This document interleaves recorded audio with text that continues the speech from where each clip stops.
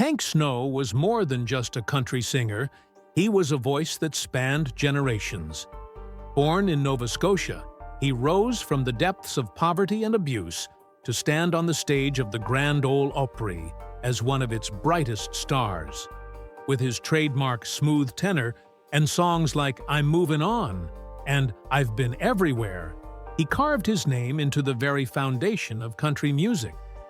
To fans, he was the clean-cut singing ranger, a symbol of tradition and class, the kind of artist Nashville wanted the world to see. But behind that polished exterior lived a man who carried scars from childhood and bitterness from a career that forced him to confront truths the public never saw. Hank Snow lived through the glitz of Nashville, but he also witnessed the shadows it tried to hide. And at the age of 85, before he died, he finally opened up about the dark side of the city that built him up, broke countless others down, and revealed a reality that was far more sinister than anyone wanted to believe.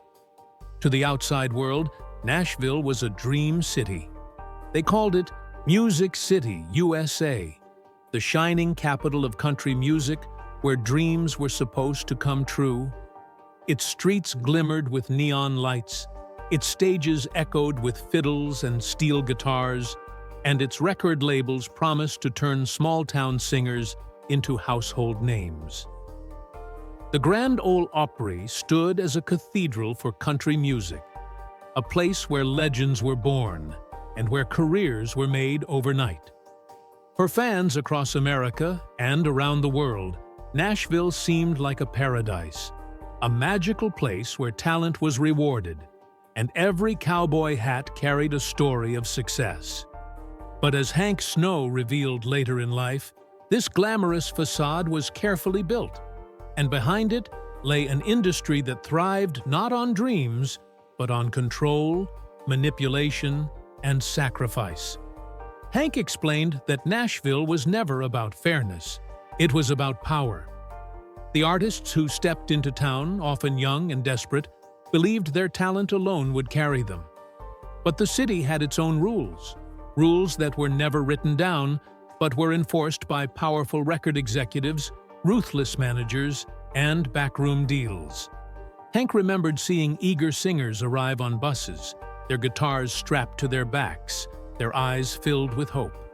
Many of them would never even get a chance to sing on stage, while others were lured into contracts that seemed golden at first, but quickly turned into cages. The labels controlled everything: publishing rights, royalties, touring schedules, even personal lives. It was all managed from the top down. An artist could pour their soul into a song, only to find out that they no longer owned the very words they had written. If they resisted, they were blacklisted, quietly shut out of opportunities, and replaced by the next willing dreamer. Hank recalled stories of singers who had hit records but died penniless because the system had bled them dry. Nashville wore the mask of opportunity, but it was built on the broken backs of the very musicians who gave it life. The Opry itself, which Hank loved and cherished, was not free of politics. Getting a spot on that stage wasn't always about talent. More often than not, it came down to who you knew, who you pleased, and how much you were willing to play along with the unwritten rules. Hank admitted that even though the Opry was a sacred place for fans, backstage it could feel like a battlefield where alliances mattered more than artistry. Those who questioned the system were quietly pushed aside.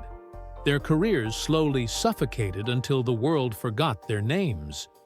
But what shocked Hank most was how easily the industry covered its tracks.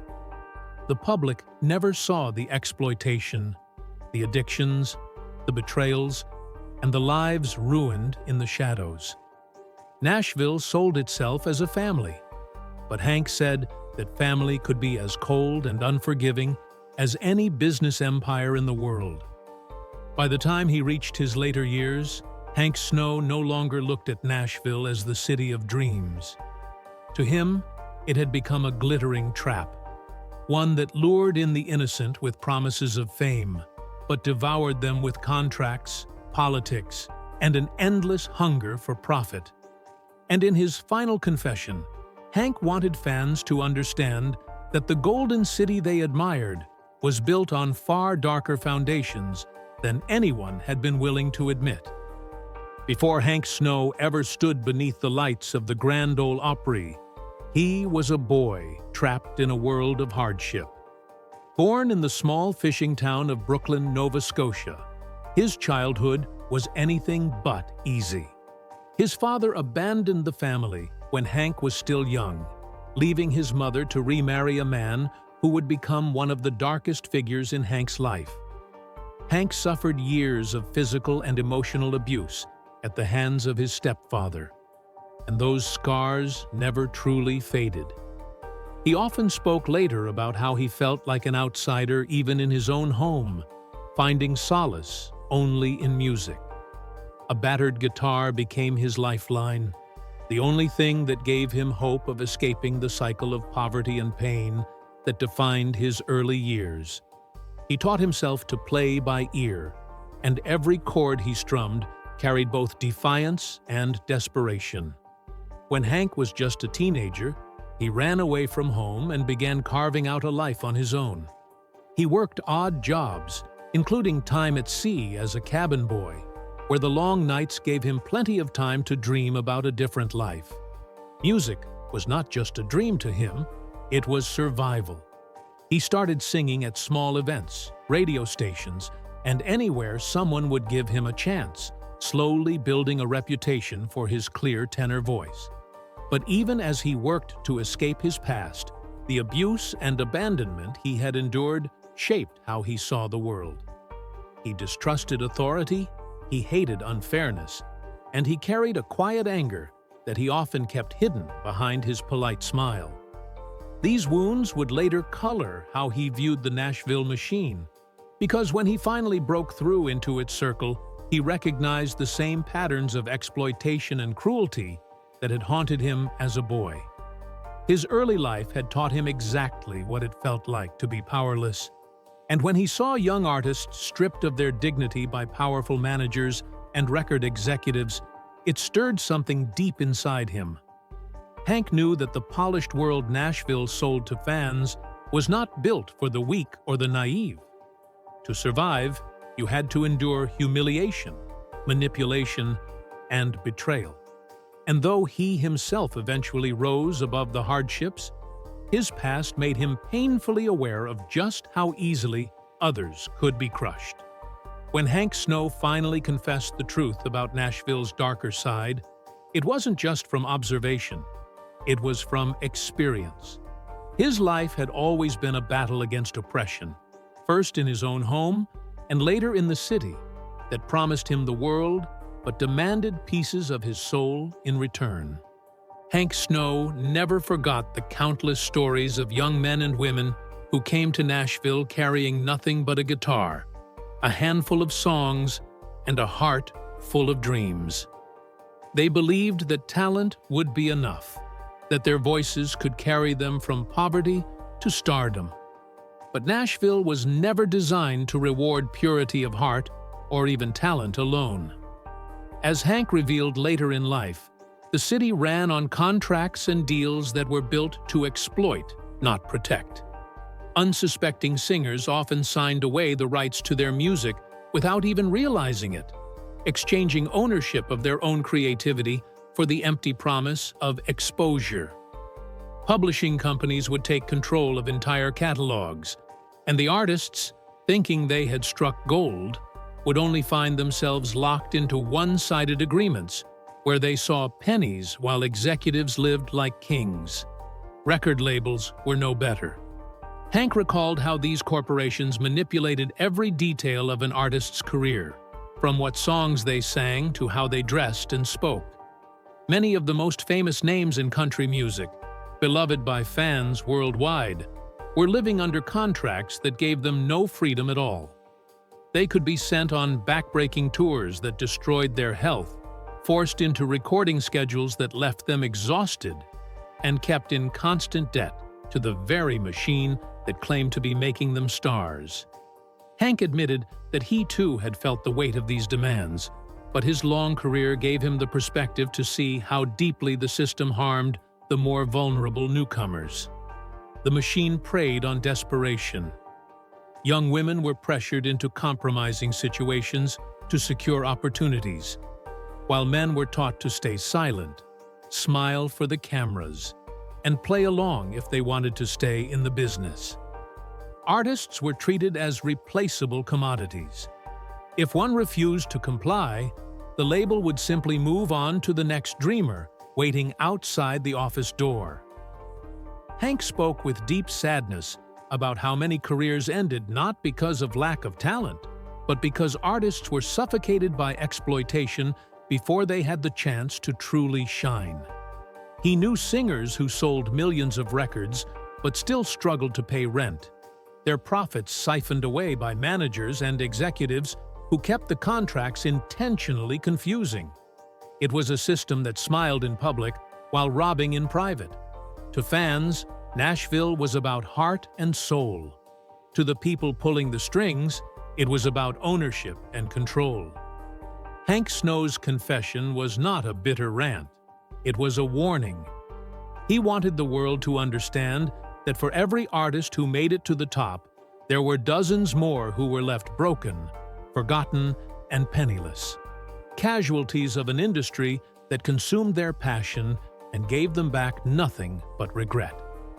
And when he spoke these truths near the end of his life, Hank was finally lifting the veil on what he called one of the darkest secrets of Nashville, that the very city built to celebrate music had also become a machine that systematically devoured the musicians themselves. When people thought of Nashville, they pictured cowboy boots, guitars, and families gathered around the radio listening to the Opry. But Hank Snow revealed that beneath the polished image, there existed a shadow world filled with vice, corruption, and unchecked power. The industry's leaders knew how to keep the curtain drawn tight, but those who lived inside the machine saw things that fans never could. Hank spoke of how pay-to-play politics dominated opportunities, even at the Grand Ole Opry itself. Spots on that hallowed stage were often less about musical talent and more about backroom deals, favors, and personal alliances. Promoters, agents, and managers controlled who rose and who fell, and those who dared to resist or speak out against the system quickly found themselves blacklisted. Their phones no longer ringing, their records no longer promoted, their careers suffocated before they could even begin. But the politics were just the beginning. Hank described how substance abuse ran rampant through the city, a quiet epidemic hidden beneath the glow of neon lights. Alcohol flowed freely at every industry party, and pills were passed around backstage like candy to keep performers awake through grueling schedules or to help them crash after sleepless nights on the road. Some artists turned to drugs out of desperation, others because the system demanded constant output and endless energy. And before long, many of them were caught in a cycle they couldn't escape. Hank revealed that while executives publicly distanced themselves from these issues, privately they ignored them, so long as the records sold and the tours kept bringing in money. Addictions were treated not as tragedies, but as collateral damage in the pursuit of profit. What disturbed Hank most was how reputations could be bought and sold. Entire careers could be built on manufactured images created in conference rooms rather than through authentic artistry. Promises of radio play, award nominations, and headlining tours were all tied to the invisible strings of powerful gatekeepers who demanded loyalty and silence. And when scandals erupted, as they inevitably did, Nashville was quick to cover them up. Affairs, betrayals, even criminal behavior were buried under a mountain of money and influence, while the public continued to believe in the wholesome, family-friendly image the city projected. Hank knew firsthand that many beloved names in country music carried secrets that would have shocked their fans. And he watched as the industry worked tirelessly to polish tarnished images rather than confront the truth. He confessed that Nashville was less a community of musicians and more a kingdom of control, where those at the top ruled with both charm and ruthlessness. The city's hidden vices weren't just about drugs and alcohol, they were about power, greed, and a system that thrived on silencing anyone who threatened to pull back the curtain. For Hank, who had fought battles of his own, seeing so many lives destroyed by these shadows left him deeply disillusioned. Near the end of his life, he admitted that while Nashville was sold to the world as a place of light and joy, in reality, it was a city where temptation and corruption were woven into the very fabric of its success. For all his success, Hank Snow was never immune to the darkness he described. Behind the polished stage persona of the singing ranger was a man wrestling with burdens the public rarely saw. His childhood scars followed him into adulthood, manifesting as bouts of depression and mistrust that he carried even in the height of his fame.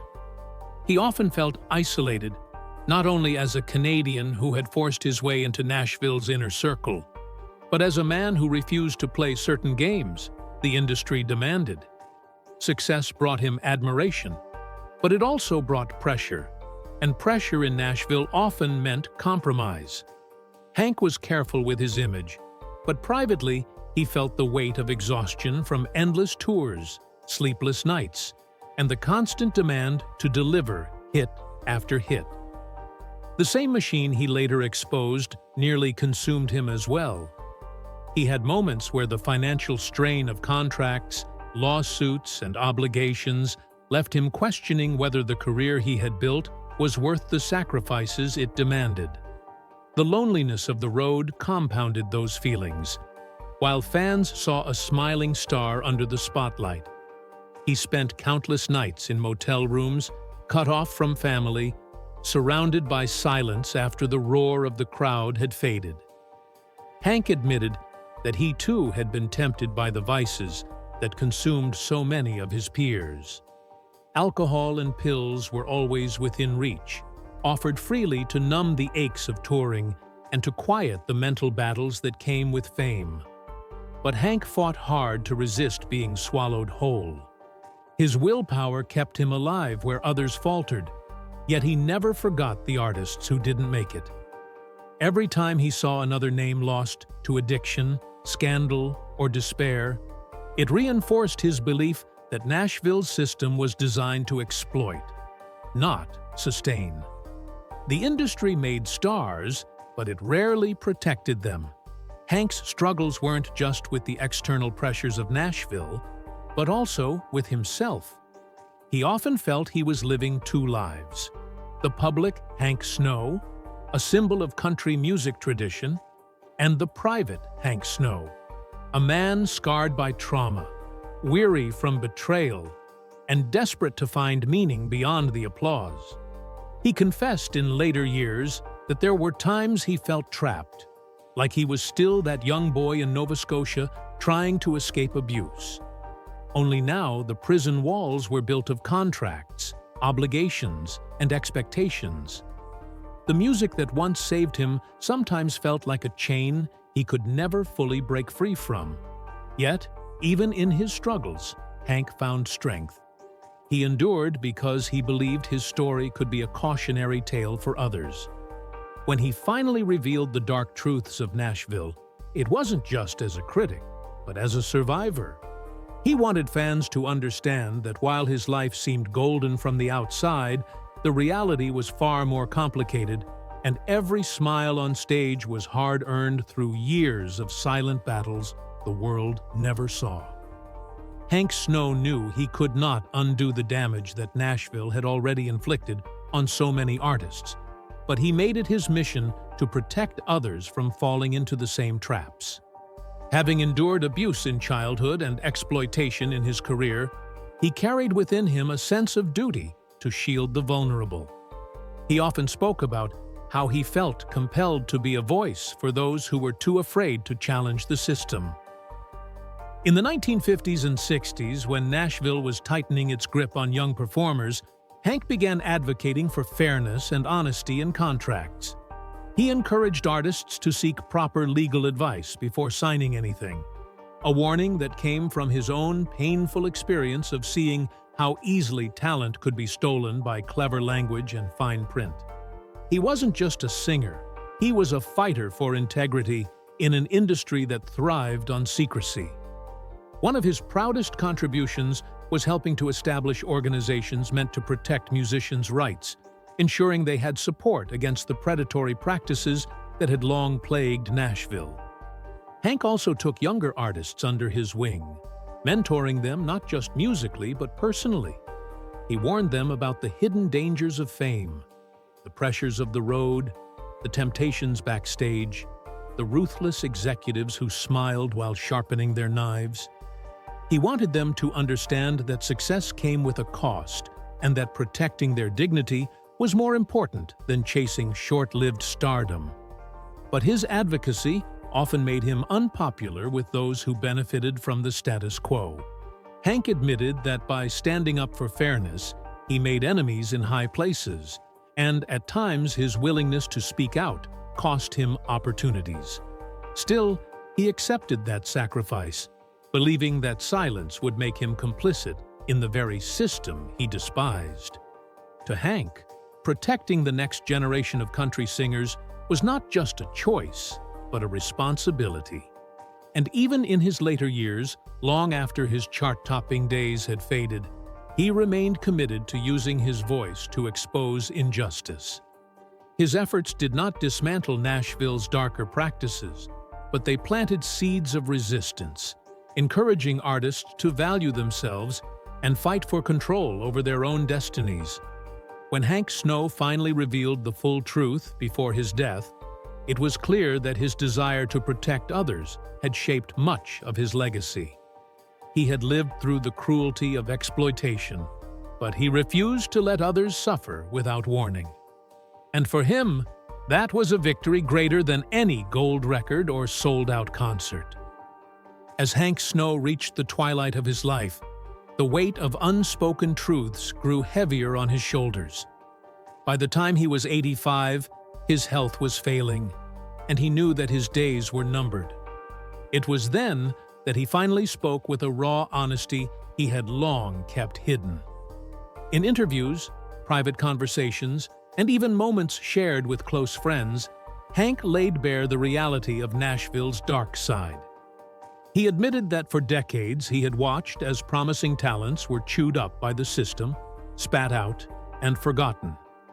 He confessed that while fans saw the glamour of stardom, he saw the tears, the broken spirits, and the bodies left behind in the wake of ruthless ambition.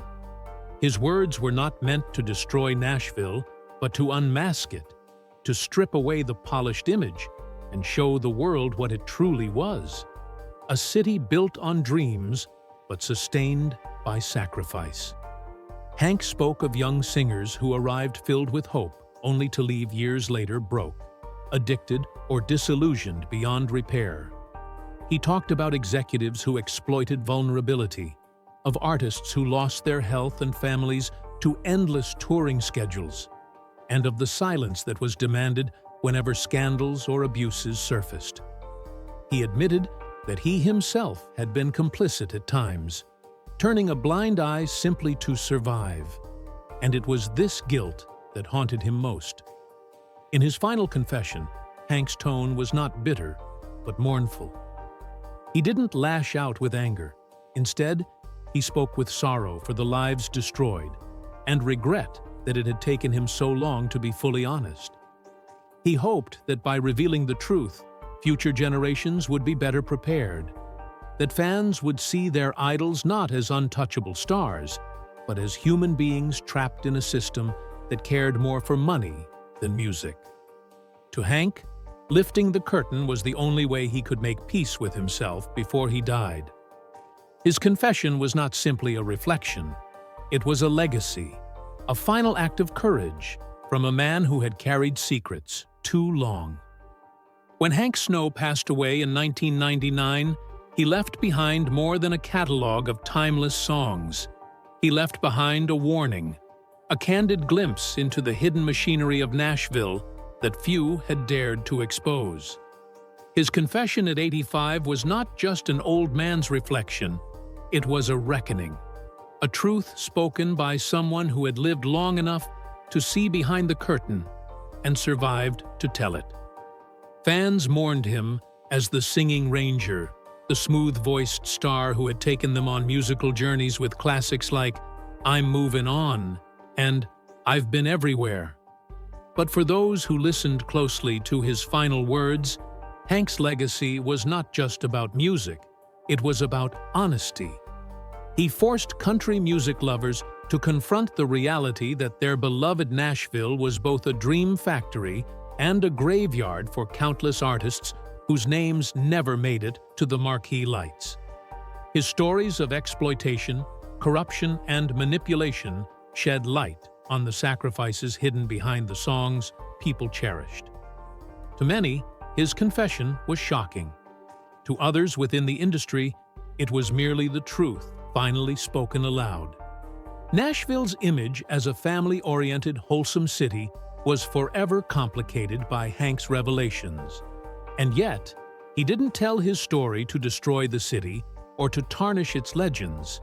He told it so that future singers would walk in with their eyes open, and so that fans would see their heroes not as untouchable idols, but as human beings enduring battles most would never imagine.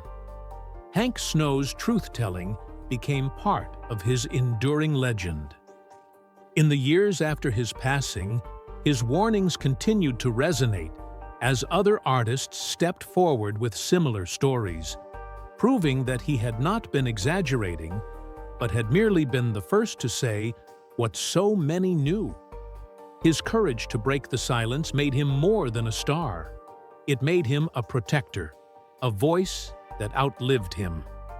Today, when fans remember Hank Snow, they remember not only the music that defined an era, but also the honesty of a man who, at the end of his life, refused to let Nashville's dark side remain hidden.